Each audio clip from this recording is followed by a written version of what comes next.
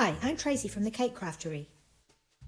In this video I'm going to show you how to make a linear Isomalt topper, which is perfect for square or rectangular cakes. If you want to find out how I did the actual fondant fondant effect on the cake, the link is in the comments. Here I have about 50 grams of purple Isomalt and about 100 grams of the clear Isomalt, but there will be some left over at the end which we can melt down and use another time. To form this shape I use a hardback book. This one's about an A4 size, but it doesn't really matter if you go larger than that. Just a sturdy backed book. Take off the dust cover so it doesn't get damaged by the heat of the Isomalt. You need something with a bit of weight to support the book and stop it sliding open during the process. I find these two wooden boards are perfect for the job. Drape a silicone sheet over the book, making sure none of the book is exposed. Make sure the book covers can't slide out while you're making the topper, otherwise you'll crack it at the spine. Microwave your clear Isomalt in a heat-proof glass or silicone bowl for 30 seconds and then at 15-second intervals until it is all melted, and then do the same with the purple Isomalt. Rest the Isomalt on the bench for a few seconds to let the bubbles dissipate. I advise you to wear heat-proof gloves during this process, as Isomalt can be extremely hot and can cause nasty burns.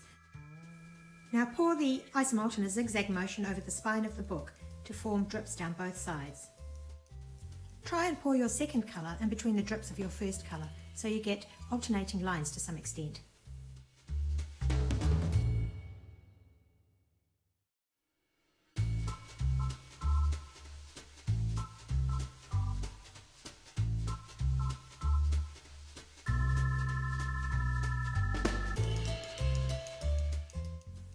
You need to pour more Isomalt on the spine to strengthen it, because this will be the base of your topper once it's on the cake.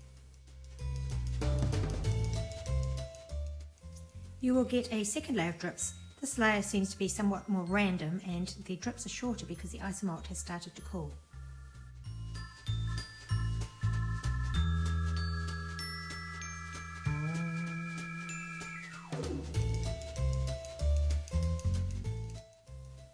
Now leave your topper to cool completely.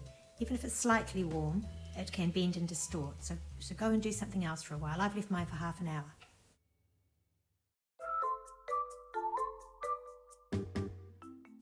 When it's completely cool, you can carefully lift it straight up and off the book that's beneath it.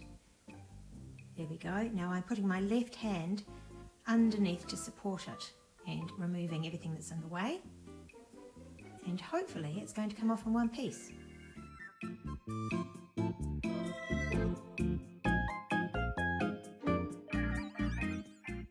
It's preferable to handle your Isomalt with your gloves still on, just to eliminate the risk of making fingerprints in it.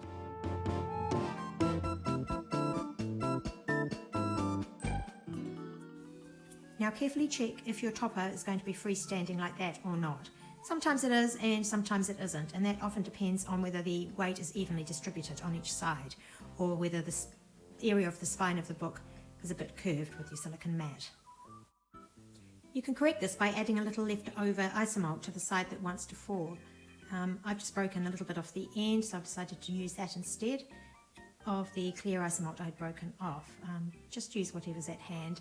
You're not going to be melting this in the microwave. If you have a gentle heat gun, that's perfect. Don't apply too much heat or you'll end up melting your whole topper. The other way is to melt a little bit of Isomalt down and pour it when it's as cool as possible. Just add a bit to the bottom. Once again, be very careful not to burn your fingers. You may prefer to skip that step altogether and adjust the balance when you're attaching your topper to your cake. And there you have it, one linear Isomalt topper ready to go. If you're observant, you might have noticed that this is not the exact same topper that is on the cake in the picture, as I had made that for a friend and it wasn't part of a tutorial. However, it's the same colours and the same process. To prevent your Isomalt going cloudy over time, give it a spray with some clear edible glaze spray. Do this in a box or outside because that spray will stick to every surface it hits.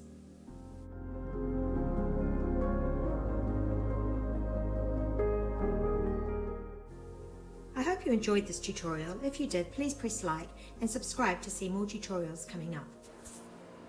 And thank you very much for watching.